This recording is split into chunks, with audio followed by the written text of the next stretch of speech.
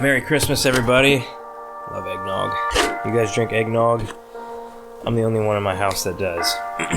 So I hope you guys are having a good holiday so far. If you're a returning viewer to the channel, you may have been expecting this video. Maybe you've caught on to the fact that I like to always put up videos on or around the holidays. This is a 2020 recap video. Seems to be what everybody's doing, so look like a good idea. Figure I'll do one as well.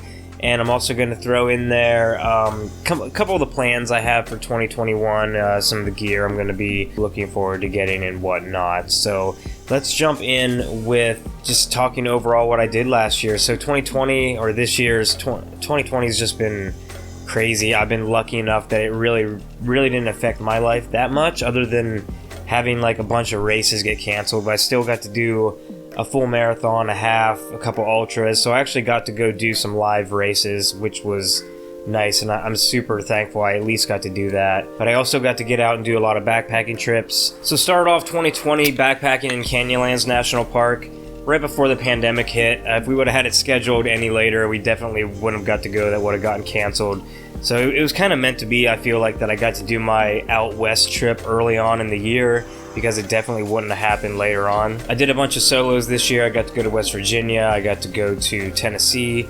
So despite being on lockdown for so long, I still got out a decent amount of times. So first off, the best trip, the most epic trip of the year has to be Canyonlands. It being a completely different area than I've ever been. I mean, I've seen deserts in pictures and on video for 34 years, and getting to see that for the first time, and not only being there, but getting to backpack and do what I love in that terrain was just absolutely amazing. So that's definitely like my most favorite trip of the year. Plus I went out there with four or five other people that I had never previously met before. I just knew them through YouTube, and I've never had face-to-face contact with these people. So it was really cool, building relationships with new people and making new friends out there. And it was a really good trip.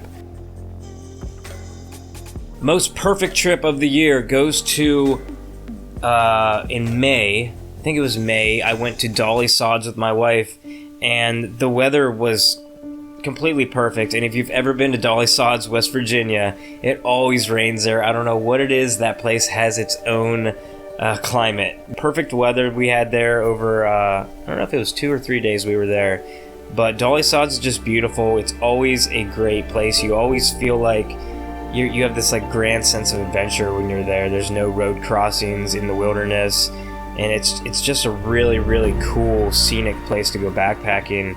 And anytime you can go enjoy that and have good weather 100% of the time, to me it has just been extremely rare. I've been there 5 or 6 times and it's rained every time but this time. So most perfect trip. No gear failures. Everything on that trip was just great. My favorite solo trip that I went on this year has to be Shawnee State Forest in Southwest Ohio. Been there a number of times, bailed a number of times. I don't know what it is. I've had the worst luck with that area. I'm not even going to go into what happened on those. I have tons of videos on that stuff. I went back. I wanted to conquer the entire 40-mile loop. Not only that, but I wanted to do it as an overnighter, so I averaged like 20 miles a day, and it went great. I was very chafed by the end of it. I don't know if I mentioned that in the video or not, so in a little bit of pain by the end, but just the satisfaction of finally getting to tackle the entire loop in one go was really good. It's been probably 4 years in the making that I've been planning going back there and doing a redemption hike. So just so happy to cross that one off the list and time to move on to something else. Worst trip of the year, I don't really have a worst trip. Worst weather has to be this last one in the Smokies. Obviously, you just saw that video. It's the last one I put out. It rained a lot, so it was really hard to stay dry and warm the first day.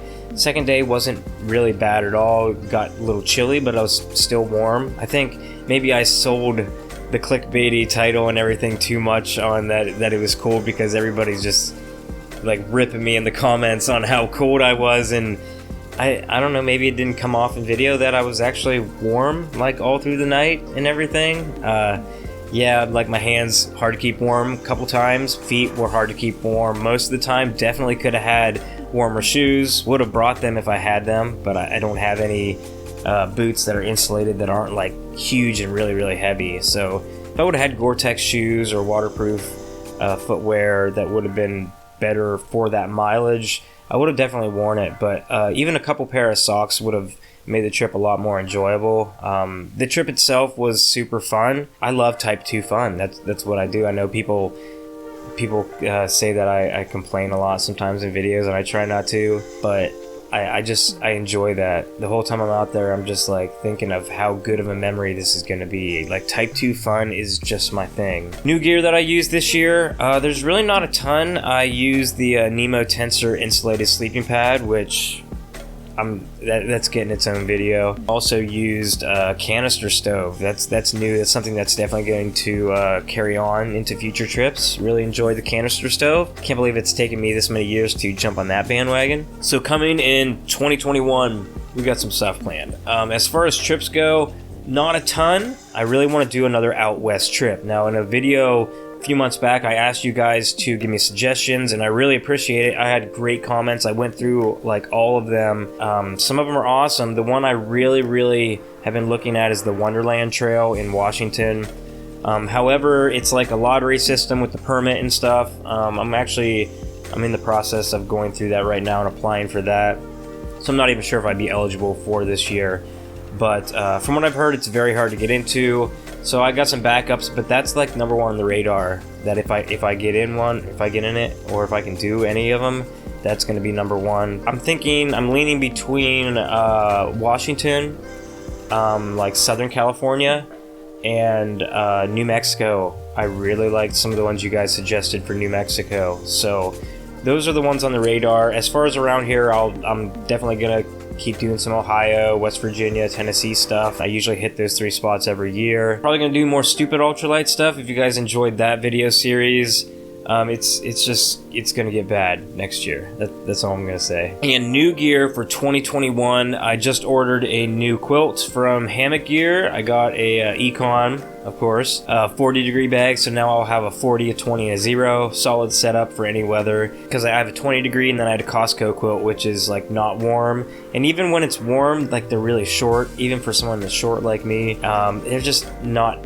that comfortable. So I wanted something with a foot box, like a real quilt that's light. So it's gonna fill that gap, the gap that I have in my backpacking gear right now. Also, another big piece of backpacking gear I want is, I'm in the market for a new tent. Actually, 2 new tents, because I need a 2-person too. But definitely want another 1-person tent. If you guys know, I've been using the LiteAF prototype. That he's kind of going back to the drawing table on some things. I'm going to give him some final thoughts about the tent. Probably send it back to him. I don't think that design is going to make it to market, is what my impression is. The tent's been awesome. It's really spoiled me having a DCF shelter, but that's pretty much it. 2020's been crazy.